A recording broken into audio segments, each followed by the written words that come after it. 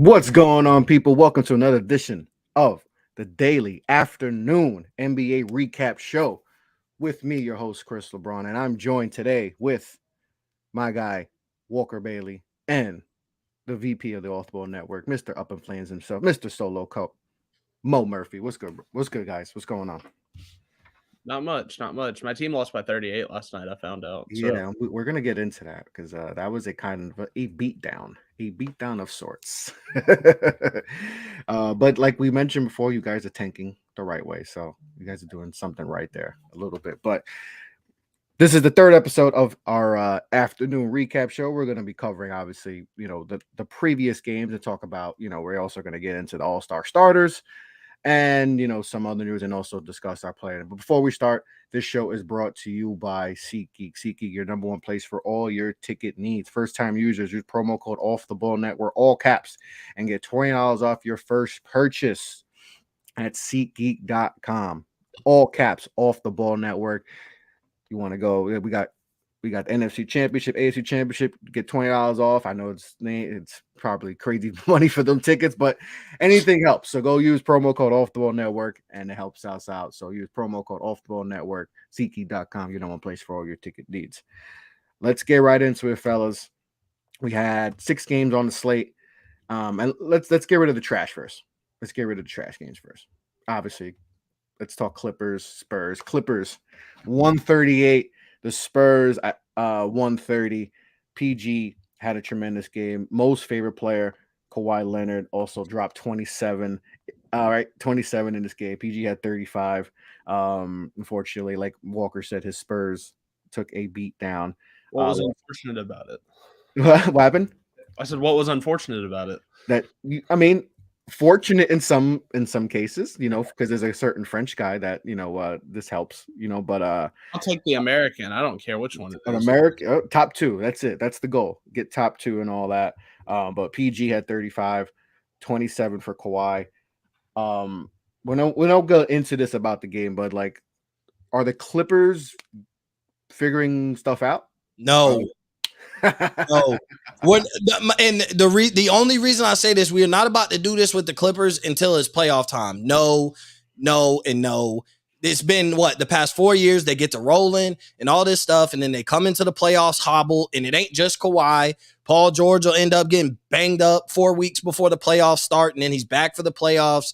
No, I'm not sipping anything Clippers until I see it done in the playoffs. No, they're not figuring nothing out. It's been on practically the same team the past 4 years, same team that constantly runs the Lakers, and now they run LA, but they can't make a conference. No. No.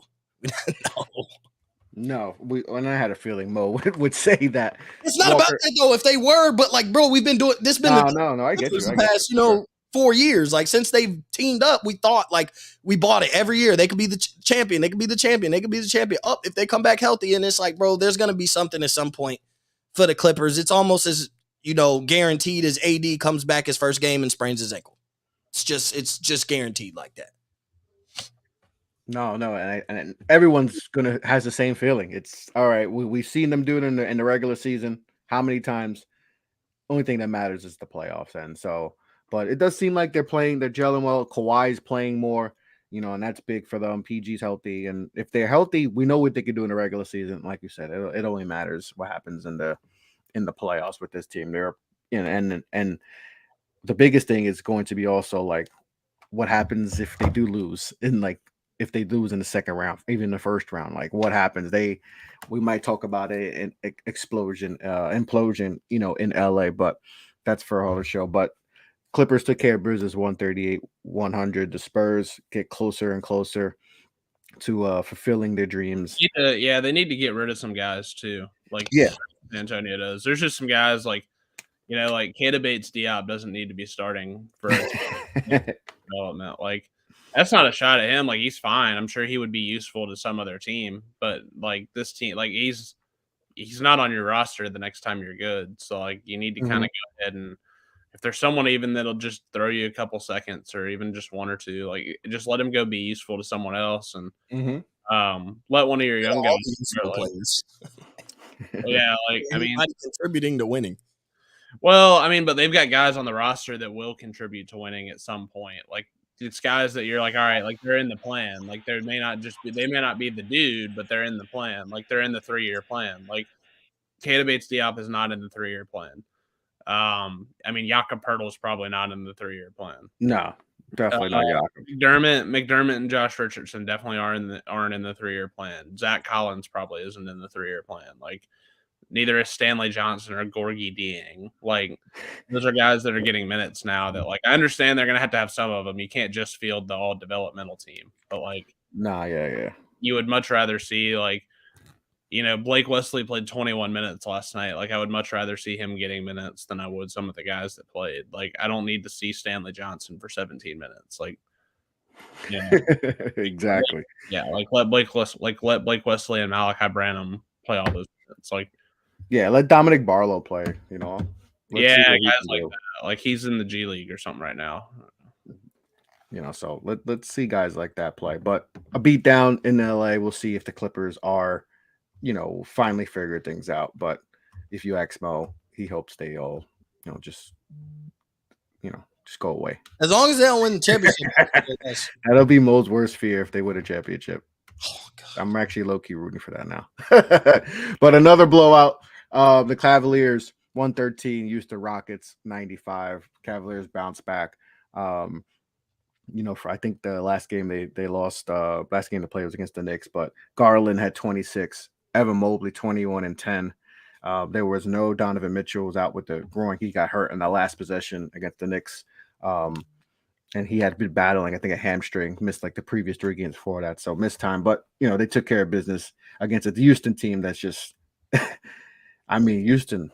I talked about they don't deserve the lottery to break their way. Like, I was just about to say that they're the one team that I hope they get like the 5th pick or the 6th. Like I hope they don't get the number 1 pick. They don't deserve it with all the turmoil going on and like all the talent they have as is. Like hey, that's a team that would trade that pick if they got it. I think.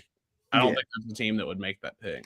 Yeah, because it'll be interesting to see if they do get like a top 2. Well, yeah, watching them try to play Wemby and Şengün together would hurt eyes. Like and like Jalen Green and Scoot together, like it's like, and Jalen Green didn't have a good game. 6 points. With Jabari Smith. Are we like super sure that he's going to be really good? I don't know if he's going to be. I don't know if he's going to be like impact good. For a while, he might be one of those guys like a De'Aaron Fox or like Booker early on, where like they put up stats, but it's their team's losing 50 games a year. It's going to take him it might take him a while, but simply because the environment he's in is not a good environment. Like they just know they're not developing their guys properly. There's just so much they don't trust their coach, and they just got way too much youth. That's just not a good environment right now. There's a lot of turmoil going on. So he's a super talented player, but they need someone to get him and be like, you just can't keep chucking shots and stuff. Like they gotta, because he could be a future all-star. He has that talent, but I don't know how good he's gonna wind up being. It's gonna be a while before I just don't remember a ton of Booker like 2 for 9 shooting games like he had like Green had last night. Like yeah, but come on, man. Like I get you act like he got a ton of 2 for 9 shooting games. Like, all right, he shot 2 for 9 last night, but like it ain't like Buddy got. I just don't feel like anytime I turn Jalen Green on the TV, like he just pops, and I'm like, yeah, this team sucks, but he's. He had in this month alone, he's had 2 40-point games. So you could take the win, but like on that night. So, bro, dude's a baller. Just Houston and it's like you look at the team and you're like, they have no direction. They're a young team with no direction. No direction at all. A couple veterans would help, like, and I'm talking about veterans where you bring them in to help the young guys, and like it's not about contributing to winning as opposed to like helping raise these young guys, but they just have no direction, bro. Like Şengün's coming into his own, and I feel like I love him. I feel like Silas I love him so much. Balance. Like I feel like Silas is trying to balance how to keep him happy, but then Jalen Green and KPJ and this and that. And it's like, bro, you just got to find a direction, commit to it. And then it's like, as you move forward, when you find a direction, some people fit it, some people don't. And it's like, maybe KPJ doesn't. That's okay. But you find your core. I think the core is Green, Jabari Smith Jr., and Şengün. And then, depending on what happens in the lottery, you kind of figure that thing out. But bro, they just have no direction. Like, you know, like you said, they don't respect the coach. They just But like for every 40-point game Jalen Green's had this month, he's had another game where he scored less than 10 points. Yeah. He's had like 3 to 5, I can't remember how many it was, games where he had like 6 points. Yeah. It feels so like the highs are so high and the lows are so low, and like I just don't really ever remember someone, like especially at that position, who it was like just so constantly was on a roller coaster. But he's what, 20?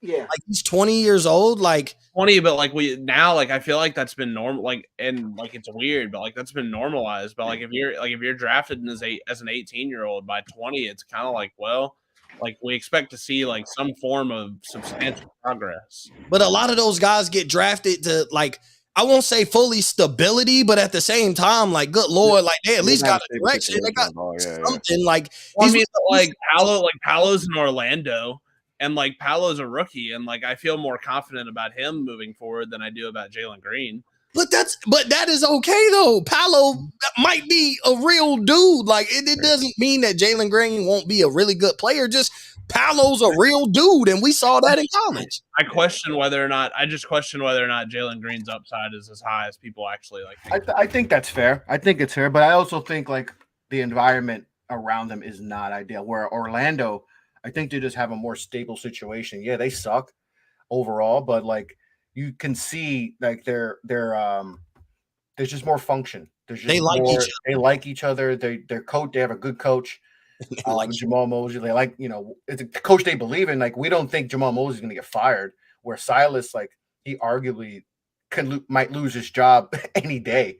You know, it's just that situation, Mom. But I think he's someone that is a potential all-star level player. I really believe that he has the talent. It's just a bad situation.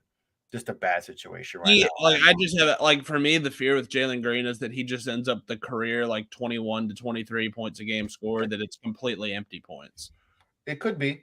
It could. He needs to work on his playmaking and all that. There's other things with that he needs to work on, because he is right now, he is a tremendous scorer, but there's just other things he needs to work on. But like I said, the environment, I think him and Sengun need to figure some things out together, because that could potentially be a very good duo. But like, it's just tough as he's young and all that, but it's a mess over there though. It is a disaster over there. But a veteran I don't really think a high profile rookie makes that a lot better. Like a veteran point guard will come save Jalen Green from being an empty stats guy in the next 2 to 3 years. You look at some of the guys that are getting older, and I'm talking about somebody who's like 31 right now. When he's like 34, you bring him into Houston, still could contribute to the team.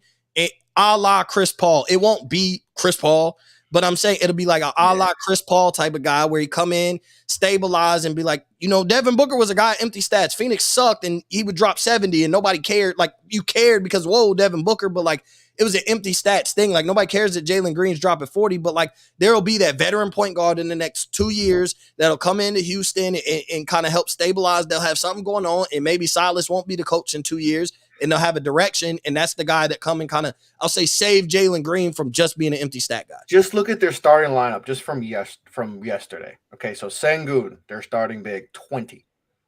Josh Christopher, 21. Kenyon Martin Jr., 22. Jalen Green is what, 20? 20. He turns 21 in a week. And then Jabari Smith is 19. Think about that. So that's what combined average of 20 years.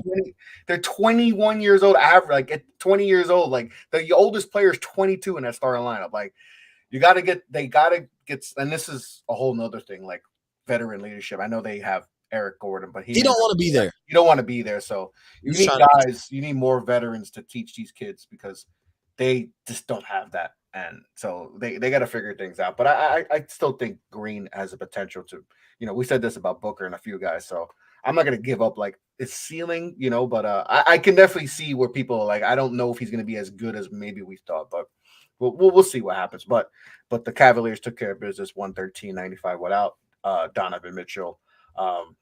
Garland had a good game, but you know, things, you know, Houston's a little bit of a mess, but we'll save that for another show. But let's get into the next game. Another blowout. Hornets 111, Bulls. And this is more about the Bulls than the Hornets. I mean, great result for Charlotte last night. Great. Really happy about that. Which helps you for your Spurs, of course, but LaMelo had 15 and 11. Terry Rozier went off. That's good for someone who's trying to trade for him. Plumlee's low-key been good this year. He's low-key been good this year. Cody Zeller, but he's pretty good. No Cody Zeller, but he's had a solid season. Almost a double-double. He's like a little under 10 rebounds a game, but he is no Cody Zeller. So yeah, you are right. But the Chicago Bulls, what the hell are they gonna do? I bought some Bull stock early in the year, and I wish I could get rid of it all now. Like, oh, Chris knows I bought some Bull stock in the summertime, going into the like postseason, well before like we were in preseason conversations. But I mean, I also didn't know Lonzo wouldn't be or probably wouldn't play this year. I think with the Bulls, bro, I think there's a lot of conversation about players being more valuable elsewhere. And I also think some of the Bulls players like a DeMar DeRozan, a Vucevic, a Zach LaVine, like I think they have their eyes on like, bro, I could contribute somewhere else. Like I think if we broke this apart, and obviously they don't make that call, but I think they're all like looking at like other situations and like I could contribute to that. DeMar's at a place where he wants to compete for a championship. It's not going to happen in Chicago. We've heard rumors since the beginning of the season that there was a sense that Zach LaVine's trying to basically force his way to LA. Don't want to get into the possibilities of LaVine being a Laker because I don't care about the draft and picks and Westbrook and all that. It's a totally different conversation. But it's just you've heard like, teams would look into Vucevic, like, and he could be used elsewhere. So I think with the Bulls, it's just like a lot of like, we don't fit together. And I know our services would be well wanted somewhere else to make a push to try and contend for a championship and ultimately win a championship. I think that's like the biggest thing. I'm so glad LaVine didn't end up on the Spurs like I tried to manifest. That would have been a disaster. And Knicks fans want him. Knicks fans want it. I'm just like, I'm not a LaVine. He was another player, like kind of like, we talked about with like Jalen. That could be what Jalen Green is. He's Zach LaVine. Yeah. Well, LaVine would be, why Knicks fans want him? Because they love playing 2K. And LaVine would be fun for the Knicks. Oh my God! Like I would trade for him in 2K. He's nice in 2K. Like I would play. You know what I'm saying? Like, and then you get to play in the game, and that's what 2K ruins your reality of what basketball fits look like because you got Zach LaVine on the Knicks, and you're like, bring it to me, I'm balling. But I mean, I think LaVine could contribute to another team. I think you should look at trading him. I think Chicago should really tear it down and rebuild. Essentially, I think you have pieces. You have enough valuable pieces to championship teams right now that like it wouldn't even be but maybe a 1-year turnaround to being good. Like they're good. You see the direction they're going and they'll have enough draft picks and some young guys to even make some more moves later. I think somebody would want to play for Chicago. But you know what's going to hurt them? The Lonzo, because they paid Lonzo last year and he's essentially he's probably not coming back this year. And the knee injury is really bad. Yeah. And they're missing a point. They have no playmaker. Because DeRozan's a solid, but he's more of a secondary playmaker. Them not having a point guard that can distribute and get DeRozan in his spots and get LaVine in his spots, that's what really is hurting them. Like Ayo Dosunmu is solid, but he's more of maybe like a third guard. Your backup. He's not your lead guard, and it kind of it kind of puts him in a bad spot where because I think he only had like a couple assists yesterday, and DeRozan had 5, but they just have no floor general. And when they had Lonzo, when Lonzo was on the floor before he got hurt last year, he was really good. He was really good for them. They were playing really good basketball. They were top 3 seed. They were playing good, and that's why I was so high on them because they added Lonzo, and everything else was just. I mean, we're talking about DeRozan as an MVP candidate last year, as before the Lonzo injury. So it's like it's tough. It's tough for them. I just it's bad. It's bad, and they got to figure things out because the Vooch trade looks worse now. But he's balling though. Like he's been balling though. Honestly, like he's been playing really good from an individual standpoint. Now contributing to the Bulls' success, no, but like I could see a couple teams looking and be like, man, I'd love the services of a Vucevic because he's been balling. Like his numbers have been solid. Consistently. I mean, he averaged what? Like he's basically 20 and 10. I think he's right under 20. But as of late, as of the past 6 weeks, Randall slander in the comments, Ken. Get out of the comments with the hoopiest Randall slander. We don't know. We don't know. Maybe did the voting shift away? We don't know. We'll find out. Who can find out at the end of the show, and I will show you who the player of the night is. So Spoiler alert. spoiler alert, it is someone that you're not gonna like. So but Hornets took care of business 111-96 against the Bulls. We got to figure out what the Bulls are going to do. That was a shot. Real quick, I'm sorry. That Ken was taking a shot at me. He said he is the player of the night easily. Anyone who says otherwise is dumb. Well, I was the only one on this panel who said otherwise. Ken seemed really upset in the chat about the down, Larry. the updated poll has become more and more lopsided. Yeah, it's lopsided. It's just like, because a Knicks fan created a network, added a bunch of Knicks fans who contribute to the network, and is completely by New York City. What? Of course, it's going to be Julius Randle if you put it on the network page. Yeah, well, Walker got Julito on our side, so did he retweet it?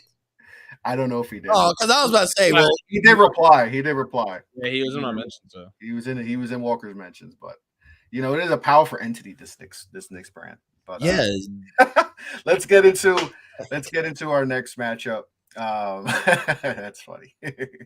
We never fight over player of the night until today. This is monumental stuff. But the Pistons defeated the Brooklyn Nets 130-122. All right, I want to get into this one because I think it's great result. I was really happy about this one. I know. I'm sure you're happy about this because it helps you with your Spurs and the Pistons. Obviously, there's no Cade Cunningham, and obviously Brooklyn doesn't have Kevin Durant.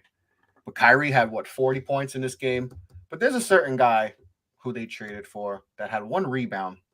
And Mo, how many points do you think he had? Man, I know he had 0 because he's trash. Yeah, he had 0. So that means a combined rebounds and points. If you went for the over, sorry, he did not get the over. He got the under. 0 points, 1 rebound, and I think 17 or 19 minutes of play. Kyrie had 40. And this was, they're struggling without KD, and that was going to happen. But they showed fight against the Sixers, who they played previously. That was a close game. Went back and forth, but obviously Sixers won, but it was a good game. And they lay an egg at home.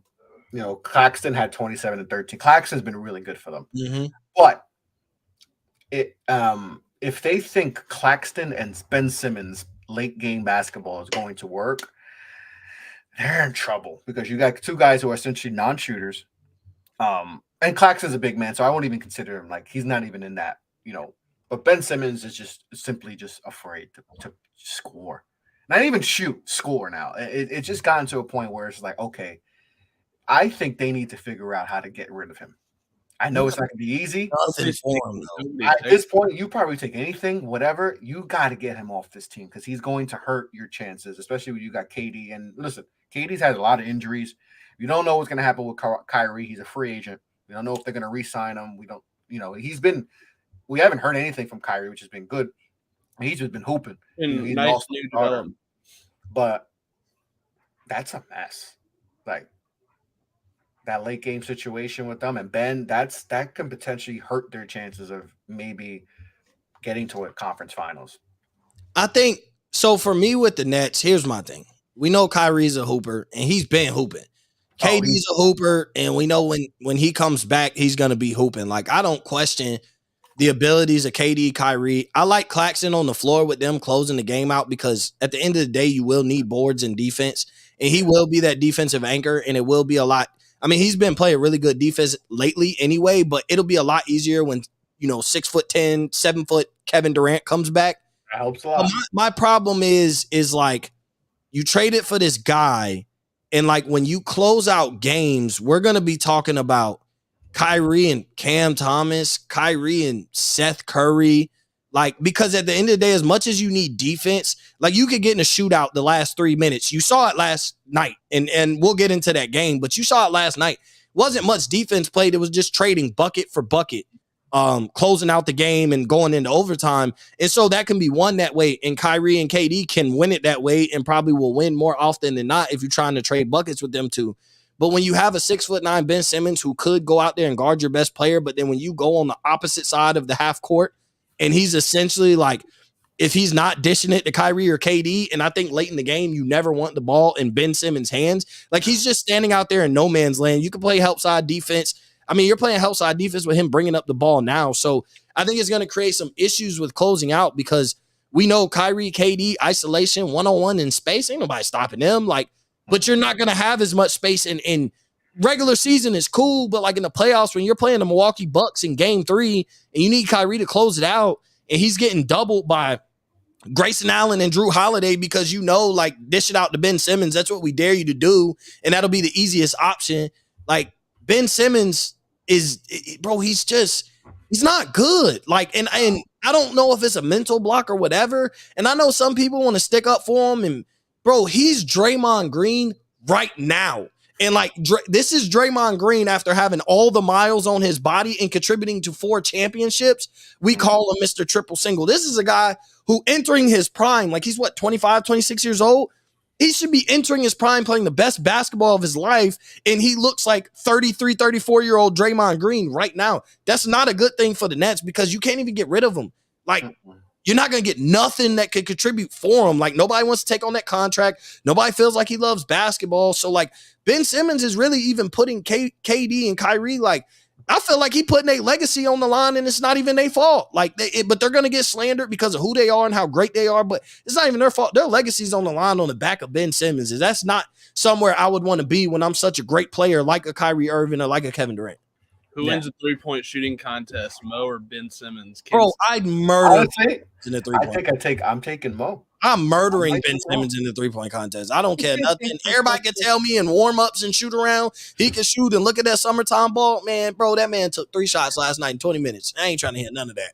Yeah, I beat him in a layup contest. I ain't hearing none of that. And a confidence contest. I mean, it's just it's bad. It's and like you said, it could hurt Brooklyn's chances, and that could hurt Brooklyn's future going forward, like with KD. And like we know KDX route. And what if he's like, yo, Kyrie's not gonna stay.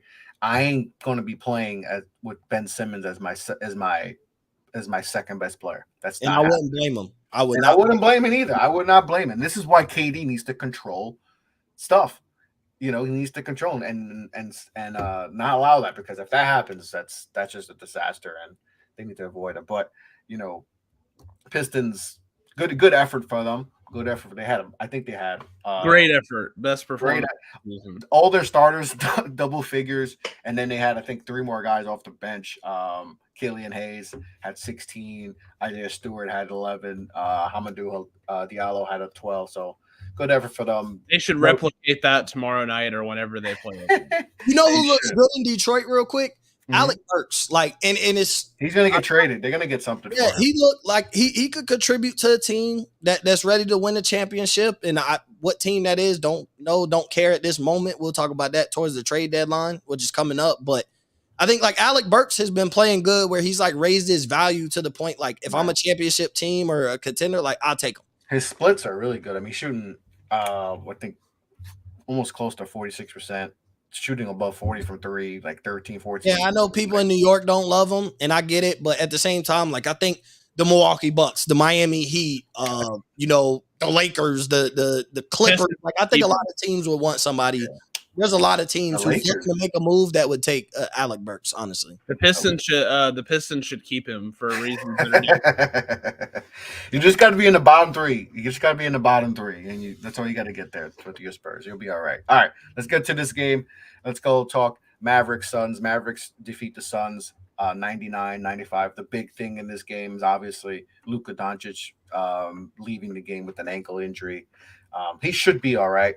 But he missed the rest of the game. After thinking the first quarter, he rolled his ankle pretty solid. But the Mavericks behind, maybe player of the night. Nobody played well with Dallas last night. Yeah, maybe player of the night. Spencer Dinwiddie, 36 points, 9 assists, 6 rebounds. Definitely had a great game. DeAndre Ayton led the way with the Suns. I think he had 19, but he shot the ball pretty horridly. That was the fakest good stat line. Yeah. Ever. It really was. I think I'm trying to pull up right now what his stat line. He had 20 rebounds, but he shot 6 of 20 from the field. Even Shaq was like, that's not how you play as a big man. You got to dominate more. And I think that's what we've been trying to wait for DeAndre is like domination. Good Cam Johnson game. Good Cam Johnson game. He's stepped up big since Booker's been gone. Nothing off the bench though, man. Like a combined 11 points off the bench. They have no bench right now, and obviously Booker hurting, not being there hurts their bench. But Mikal had 16, CP had 22 and 10 assists, but just not enough. Dallas, Dwight Powell had some big moments too, but this game not offensively a game that you're going to watch, but what is this more telling of? Is this more telling of the Suns, or is this more telling for the Dallas going forward? To me, it just feels like both teams are pretty gross. I think so too. I don't really think it's telling for one or the other. I think they both are just like, this felt like the classic mid bowl. Like just both teams are super mid. And they're sitting. Dallas is sitting right now at the 6th seed. Phoenix is right behind them at 7th seed. The game apart.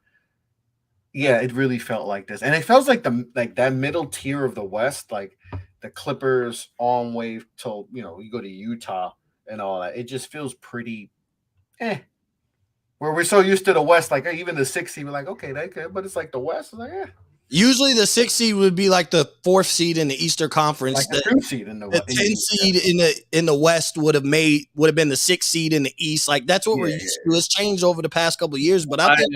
Which is why if you're a talented team or a talented young team that's overachieving, this is why this is the year to go for it, because you never know. Not trade-wise, but with what you have to try to win the games. And I'm not thinking anybody singularly. We don't have to single anyone out, but if a specific teams that have a lot of young talent that previously were tanking and have a superstar, they should probably go for it, because you just never know. Like as mid as the West is, they could easily end up in that 6th spot, and all of a sudden, you get a 7-game playoff series, and everybody feels Sacramento in the first round, and you have a shot. And everybody feels a whole lot better going into next year than they do if they're picking 12th.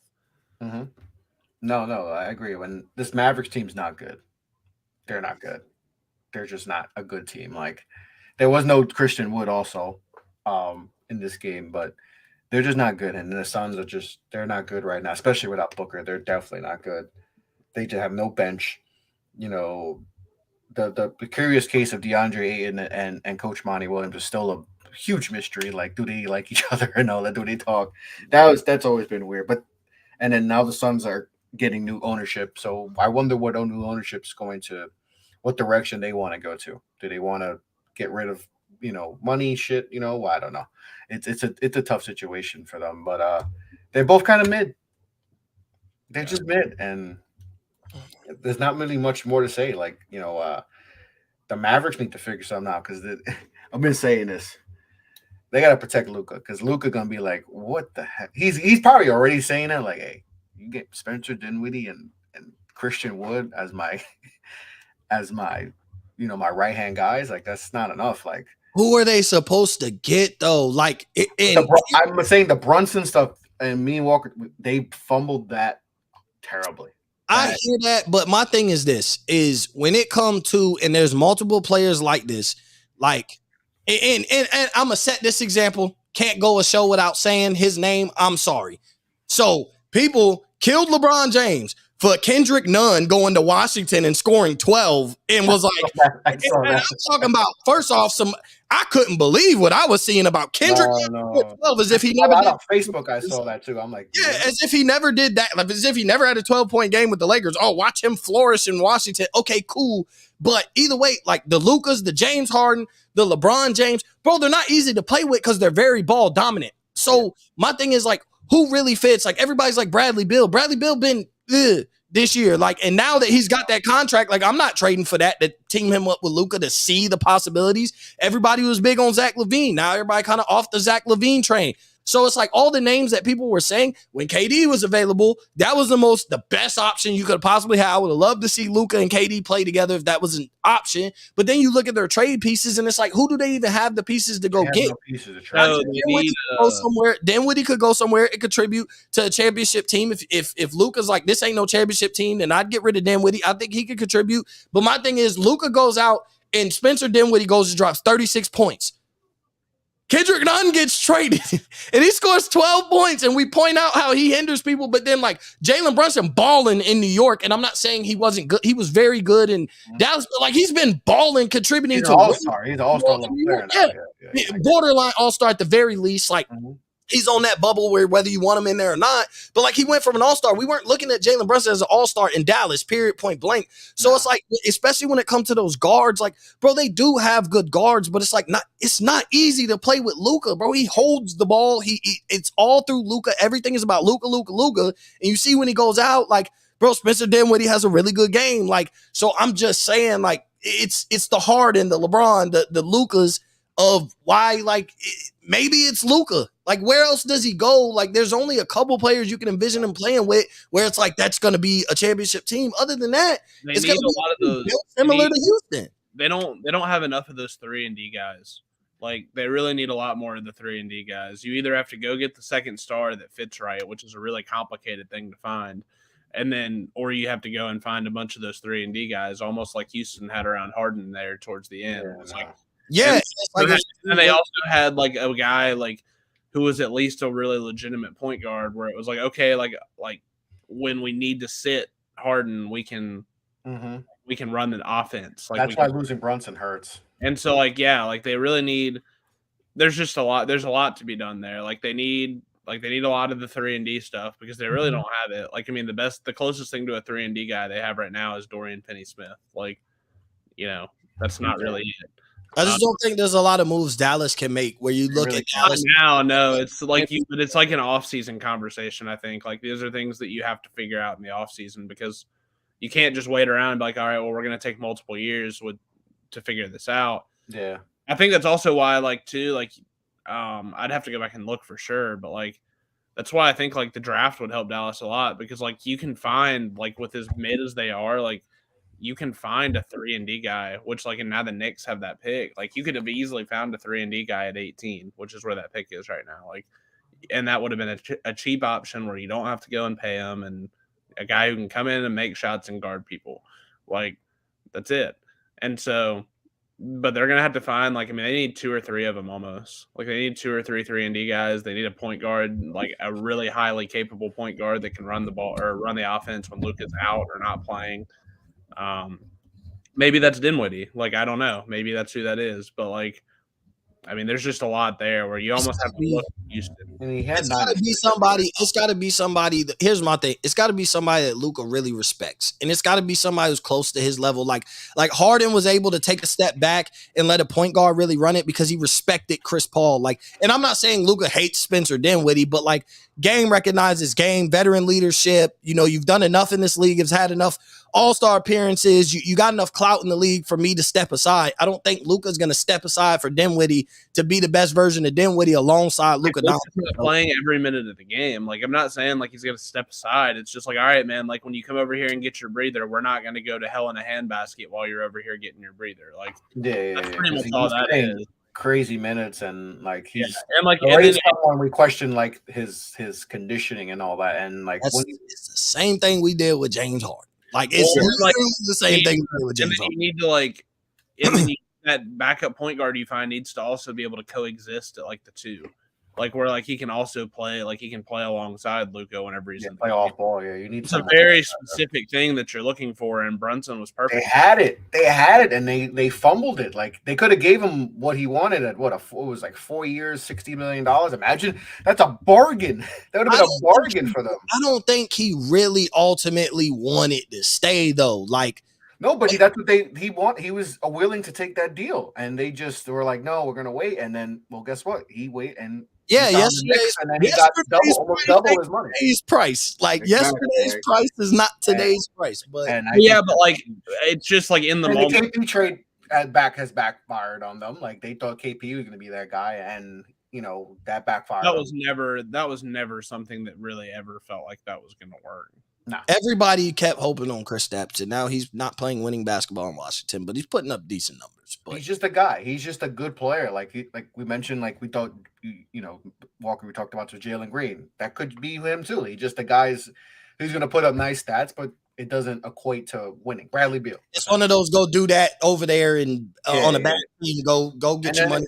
And then after 10 years, you're like, oh, he's averaging 20 and 9. It's like, oh, that's good numbers. But it's like, oh, but you haven't made the playoffs, or you made the playoffs once. Like, it's just, it doesn't mean anything if you're not making the playoffs. So that could be it. But like, they got to figure something, because I know it's difficult to find that guy with Luka. It's kind of LeBron James like hard, but they kind of got to build it, like Walker said, how they did with James Harden. I feel like that's a comparable thing, you know, especially with a guy like I said, mentioned, question his, you know, his conditioning and all that. We got to, you know, but tough loss. Oh, Luka should be fine with the ankle, but a tough loss for the Suns. So we're just, you know, we don't know what they're happening. But let's go to the game of the night. The game that got everyone tripping in the chat. The New York Knicks defeat the Boston Celtics 120-117. Jaylen Brown missed some crucial free throws down the stretch, and me and Walker talked about this. He's just not the guy. He might not be the guy. That could be it. But those free throws attempts, it looked like he was scared to take. It was just the second one. I don't know if you guys very looked at it, but that second one is like he like hesitated and it was like he was scared. Literally shaking. He was shaking. It was weird. It was very weird. I've never seen something like that where, and then after you see his face, like he couldn't believe what just happened. And I remember Jalen Brunson went through that when they played Chicago, when DeRozan hit the game winner. He missed 2 free throws, but he just missed it. It didn't look like the mechanics were off, but this one was weird. His mechanics look way off when he shot that. Like he hesitated, like Markelle Fultz when he couldn't try to figure out his shot. It was weird like that.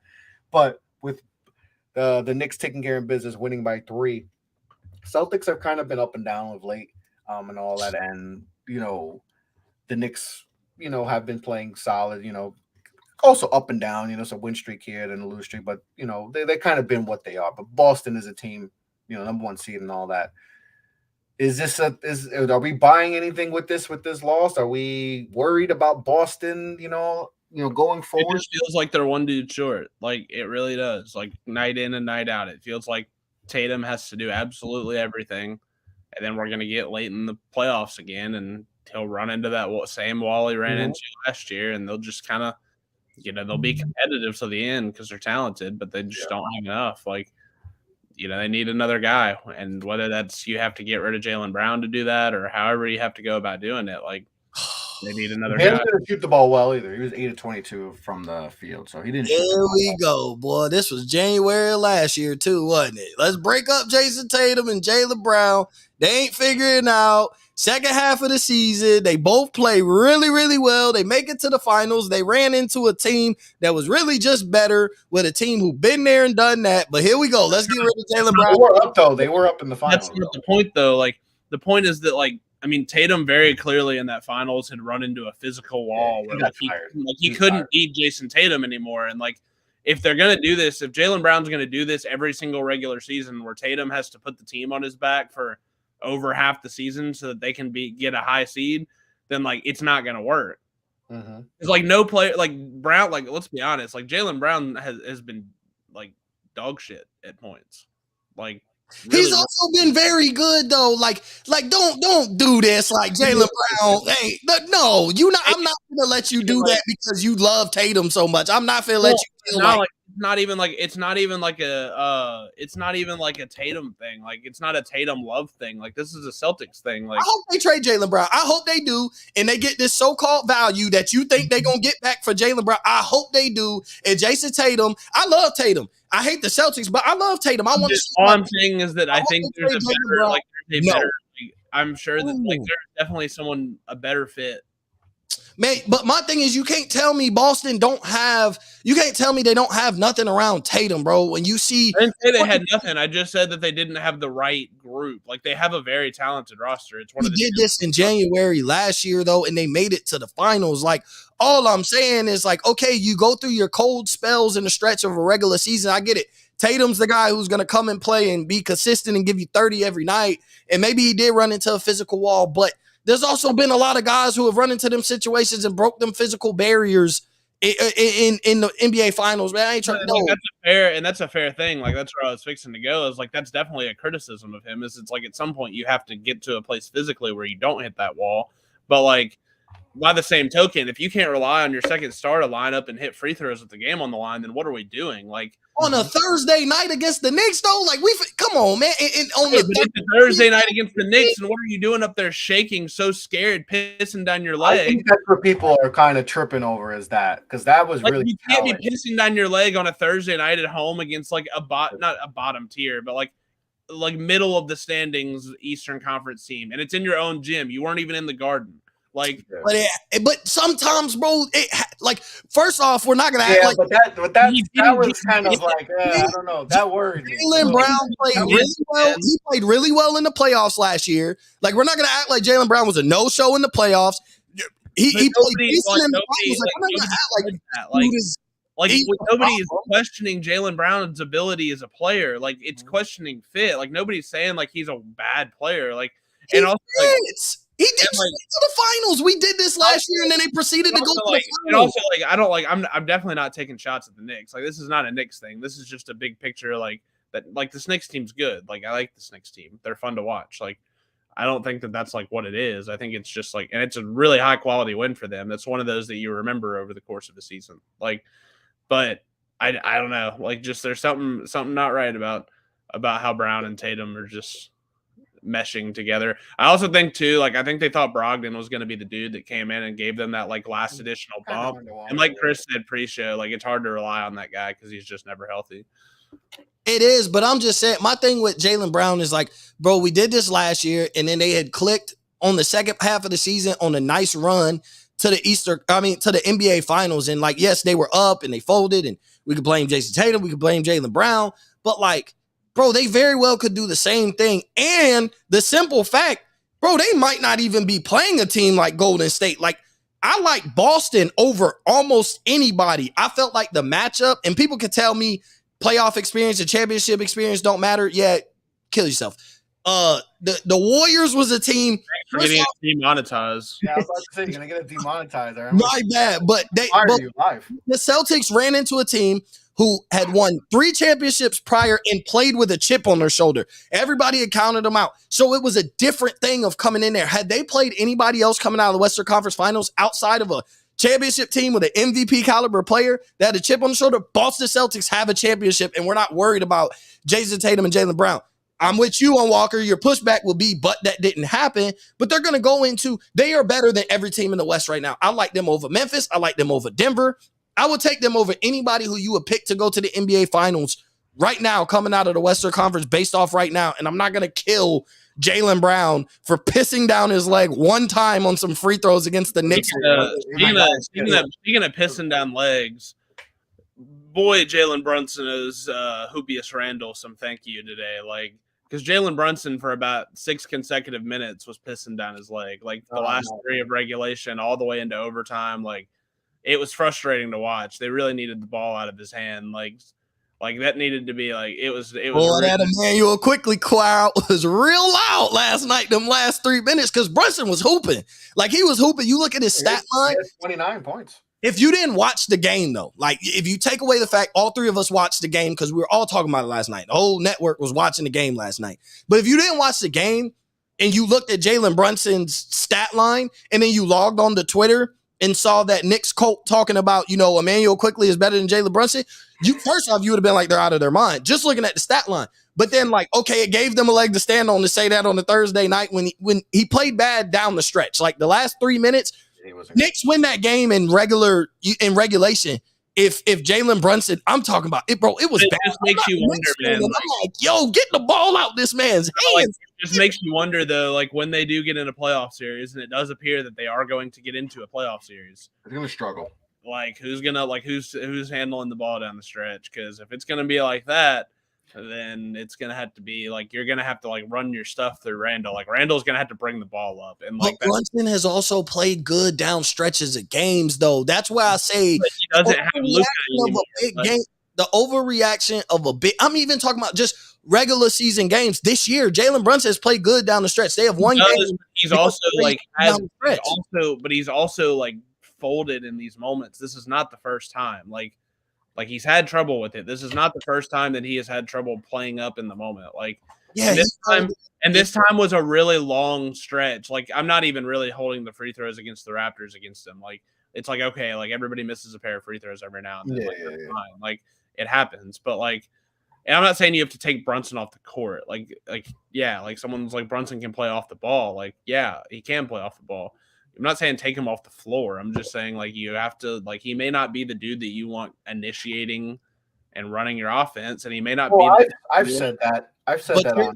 He may not be the dude that you want with the ball in his hands with the 9 on the shot clock or whatever.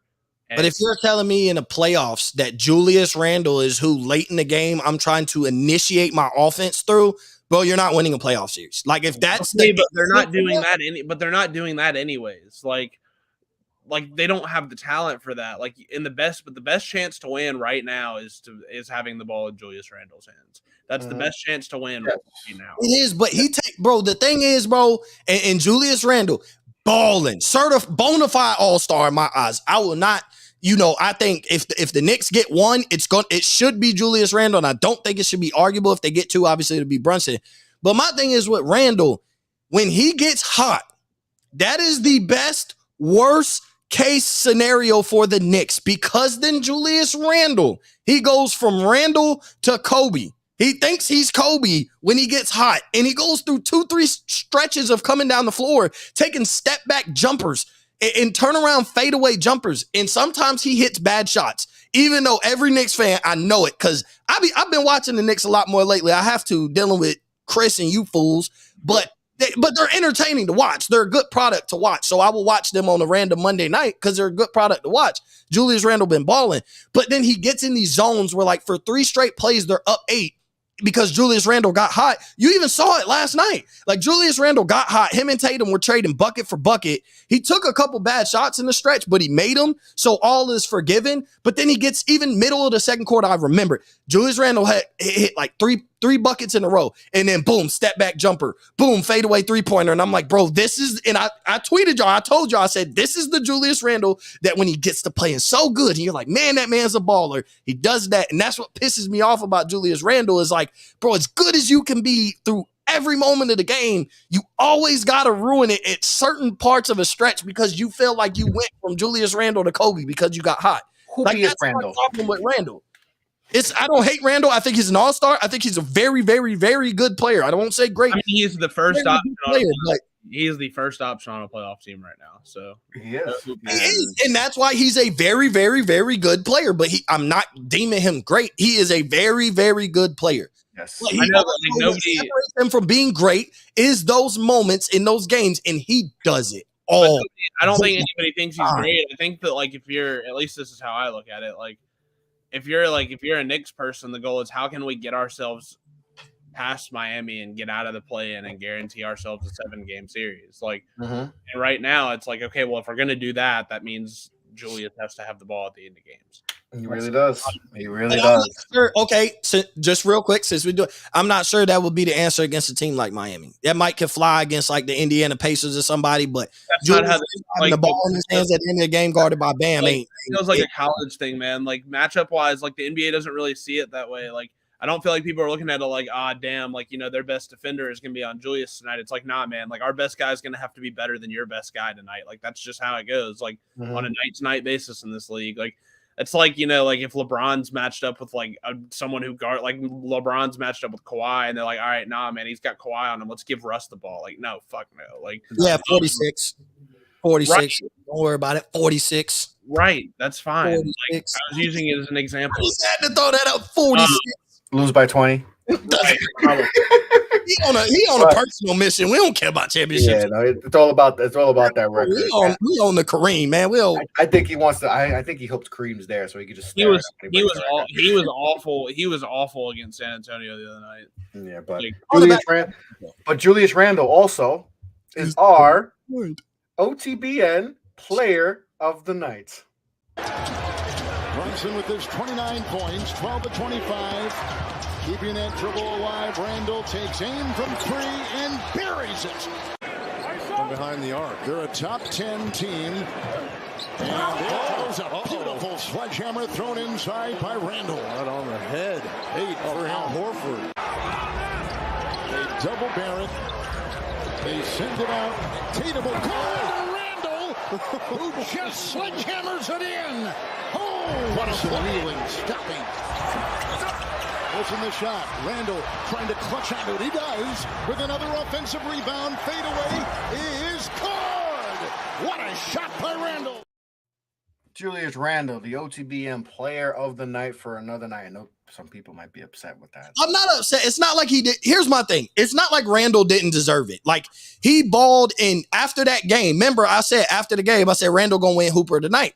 Also, I didn't, Dinwiddie and Paul George had not played yet, but I didn't think there was going to be something compared because of the moment, because of the big game against the Boston Celtics. So he did deserve it. My only thing of why I said Dinwiddie or Paul George was the simple fact, more so Dinwiddie, we're not going to have a lot of opportunities. When I had my He Went Dumb award, Julius Randle won it multiple times. I couldn't argue it. I had to give it to him. Jalen Brunson won it multiple times. So I don't hate the Knicks. But my thing was, there's not a lot of opportunities where I'm like, oh, I get to show some love to Spencer Dinwiddie. Our favorites this year have been Jokic and Paul George and Julius Randle and Brunson and Braun. So I'm like, a guy like Dinwiddie being able to have an opportunity to win player of the night.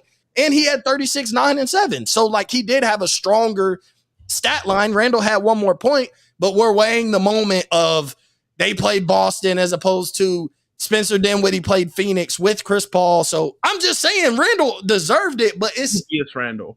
Bro, it's the hoopiest one is another winner of the OTBN player of the night, regardless of what anyone thinks. He deserved it. I'm not hating.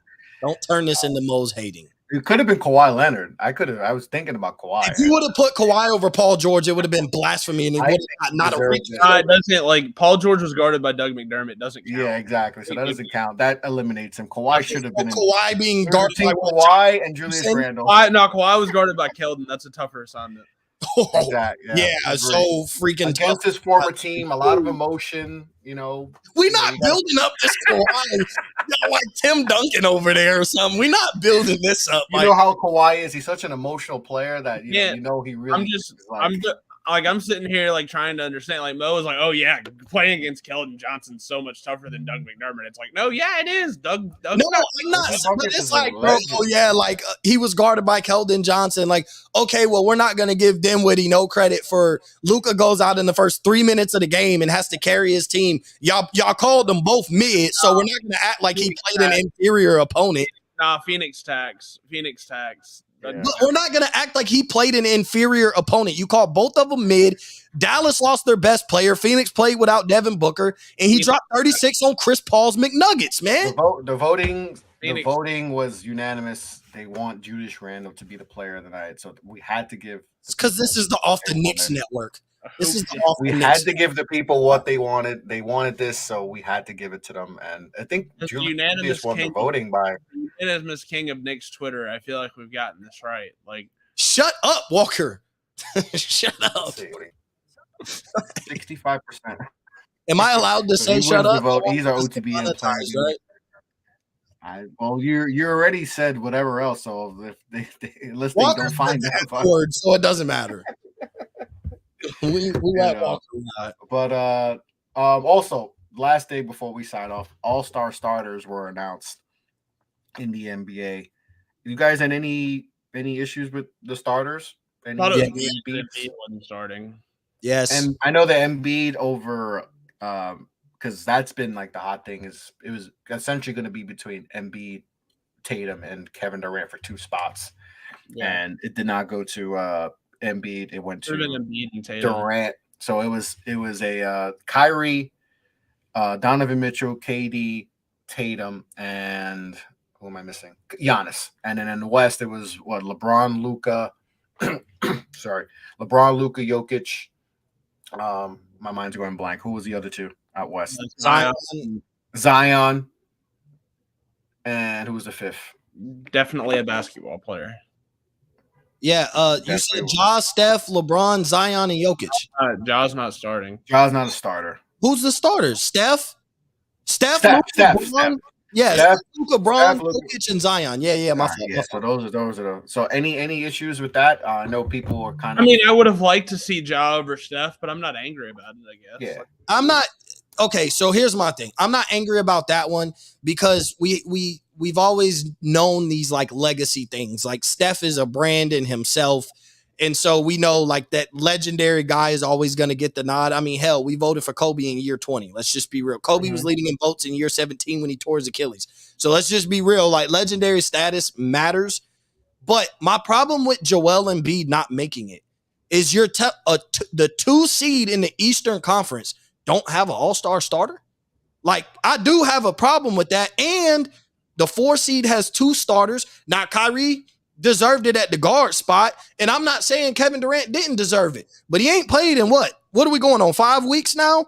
Like, and I understand he is the fan favorite, and I'm sure he got more votes than Joel Embiid. But my problem with it is like, bro, the 2 seed in the Eastern Conference. It's not like we're talking about the Indiana Pacers or the 2 seed miraculously, and we're trying to pitch for Halliburton to get in there. We're talking about Joel Embiid, who's a top 3 MVP candidate right now.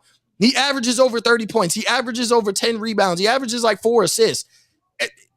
He has all the numbers that he should be an all-star starter, and his team is second in the Eastern Conference. Like, but the only problem with me is like, who do I remove in the East? Like with the West, I could remove, like I could say Ja maybe should have got it over Steph, but I'm gonna give him the legendary nod. I could say Sabonis should have got it over Zion based on games played.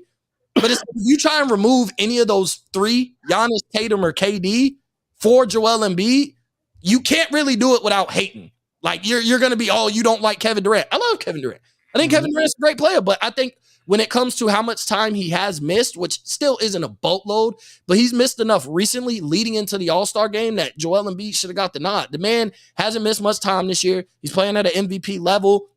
I can't knock him out for Jason Tatum. Jason Tatum been a workhorse all year.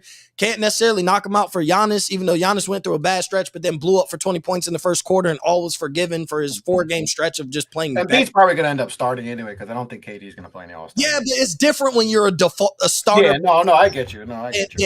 But I don't think it's like that's the only reason I would push KD out for Joel Embiid is because we're going on like 5 weeks or maybe 4, maybe a month of Kevin Durant not playing, but projected another week or 2. So we're going on 4 to 6 weeks of him not playing.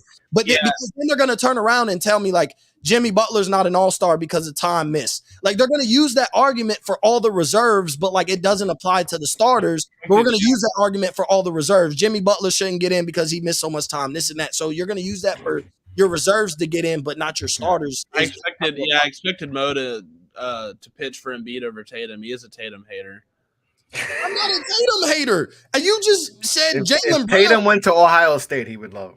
I like Tatum. If Tatum won a championship, it would not bother me outside of the fact of being a Heat fan. But like if he won a championship, I'd be like, hey, shout out Jason Tatum. This is a great player. I love watching Jason Tatum play. Now, if Devin Booker wins a championship, different conversation. Yeah. I'm pissed off. I'm mad. Don't let Phoenix just don't. We need to do a show on most starting 5 of light-skinned players.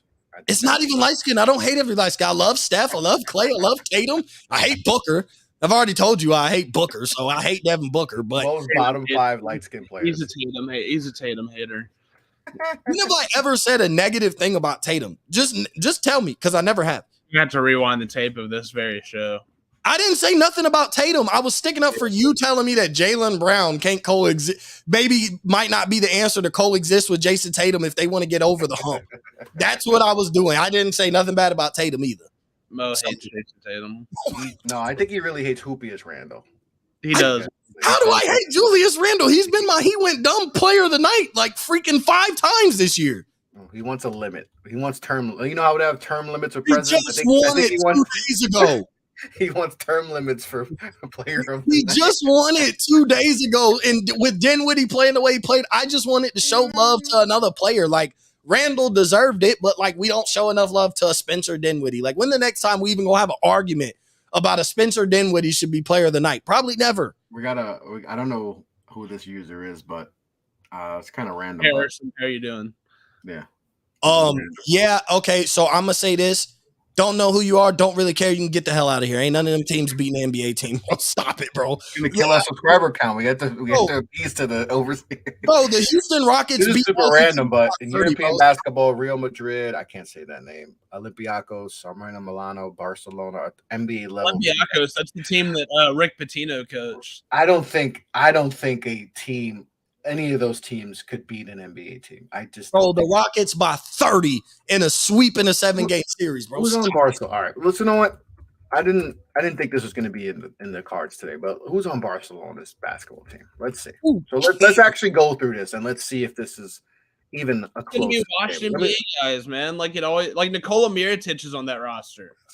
Yeah, it's gonna be like former pros, like Rudy Fernandez or something like that. Like, okay, so like it's Nikola Mirotic is on. Thomas Satoransky is at guard. They've got Roku, the guy the Knicks drafted. Cool. Okay. Yeah, no, I'm not gonna lie, I don't know who any of these people are. Alex Okay, Abreu. they got Rokas Jokibitis, that's the Knicks guy, but they got Thomas Satoransky, Alex Abrinas, who's a former player, James Nikola Nagy, Mirotic, who's a Oscar De Silva potential from Oscar De Silva. No. The answer is no. Stop I'm it. sorry. No.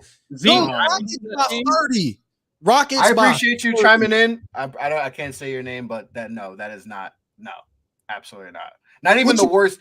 Not even the Spurs. They can't beat the Spurs or the Pistons. That's just I can't. I was about to say something, and I would have just got us banned. Let me just be quiet. All right. I'm gonna give this one more chance. I'm gonna go through Real Madrid's roster and just see what we've got here. I'm gonna see all right. Barcelona has no shot against any. Oh, it's probably somebody like Nick Calathis on there, bro. Stop it. Like they have former NBA players. Rudy Fernandez is on this team.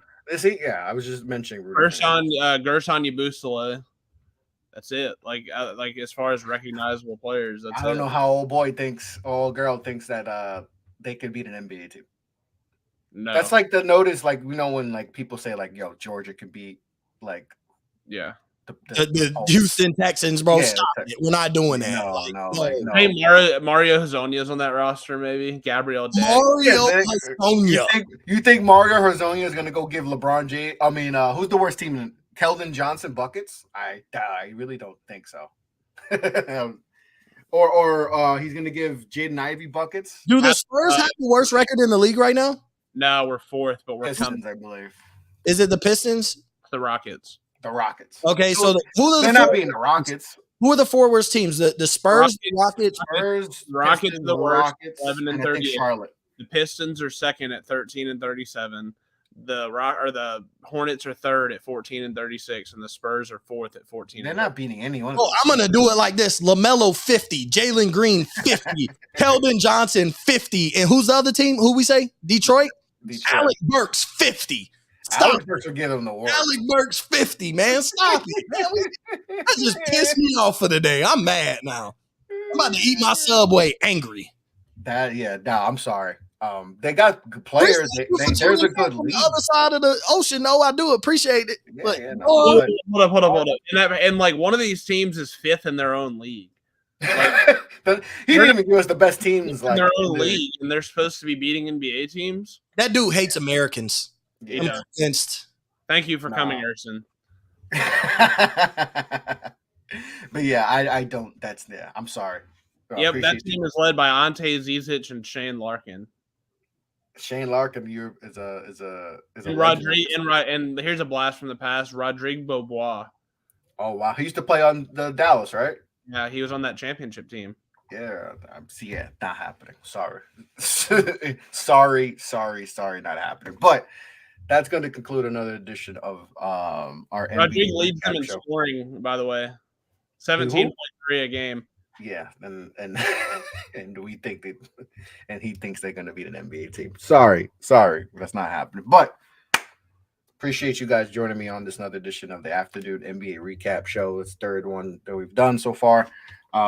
Hopefully we can get one done tomorrow. If not, we'll be back on the top of the week, Monday, and doing some more shows. But Walker, Mo, you guys have anything to plug before we sign off?